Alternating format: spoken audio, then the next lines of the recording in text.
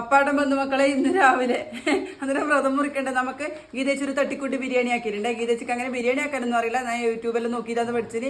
അതുകൊണ്ട് ഒരുമാതിരി ബിരിയാണി ആക്കിയിട്ടുണ്ട്. നമുക്ക് നോക്കാം കേട്ടാ. കണ്ടില്ലേ ബിരിയാണി പീസെല്ലാം വരുന്നുണ്ട് മക്കളെ. പക്ഷെ ഒരു പ്രശ്നമുണ്ട്, കറിപ്പീസാണ്.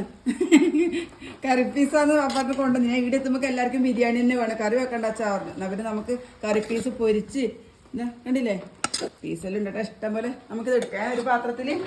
കണ്ടേ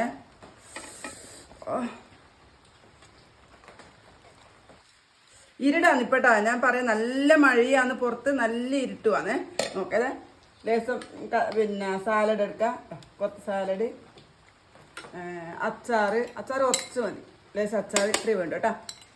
തിന്ന് നോക്കിയാലോ സാലഡെല്ലാം കൂട്ടിയിട്ട് ഇത് എല്ലാവർക്കും വേണ്ടിയിട്ടേ.